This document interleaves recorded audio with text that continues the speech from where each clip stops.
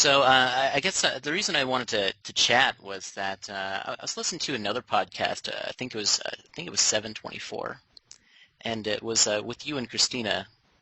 And Christina was talking about her parents, and kind of I think that conversation was around her not really wanting to engage with her parents. Kind of because and I guess what you said afterwards was that I think the ultimate revenge of a wisdomous person is to not engage, essentially. The ultimate revenge of a what person? Of a wisdomous person. A wise person? The most a wise person, sorry. Yeah, okay. Is that incorrect? No, sorry. As long as we get the idea, it's okay. Okay, sorry about that. I don't know if that was stupid or not, but anyways. So, sorry, the most wise response I said in that podcast is to not engage. And there's an element of vengeance in it as well. Yeah, I think the way you put it was like the ultimate vengeance is to not engage, essentially.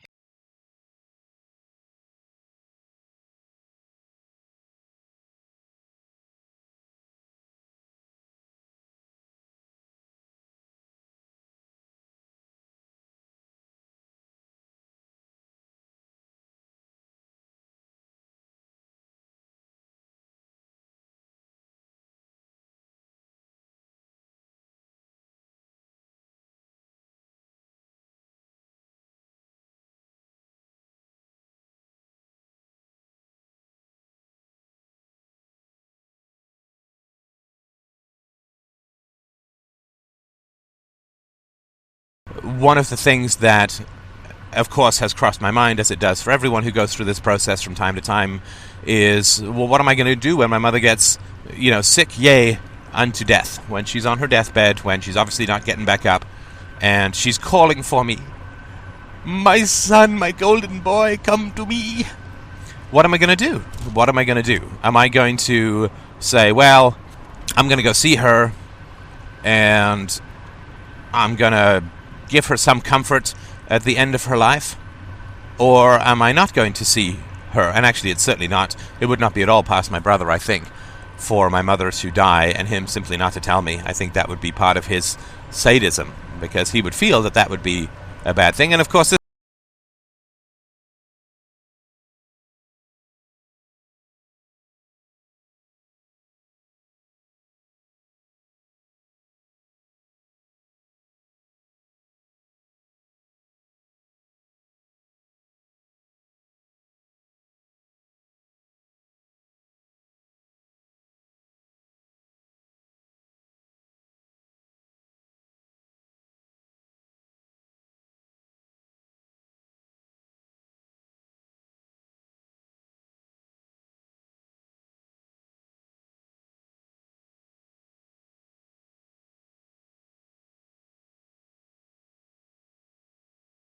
I'll tell you, I hope that she lives for another 20 years. I really do. I hope that she lives a long, long, long, long life.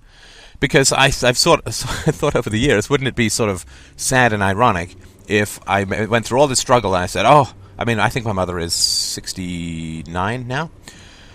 I went through all this long struggle and I ended up breaking with my mother, and wouldn't it sort of be sad if she keeled over and died the next day? Then what did I had won one day of freedom. I'd won one day of integrity. I hope she lives for a long time, because that way, that's more time that I didn't have to see her. It makes the decision to break with her all the more valuable. If she lives, I guess it's been 7 or 8 years now, and if she lives for another 20 years or 10 years, then that's been 20 or 30 years of freedom, and that was worth going through that hellish decision for. It would be a little less worth it if it was a couple of days, I guess is what I'm saying. One of the ghastly things that I went through, and still go through occasionally, though not very often, is, given that I haven't seen my mother in 8 years, and actually had a dream about her dying last night, which I'll have to mull over a little bit more.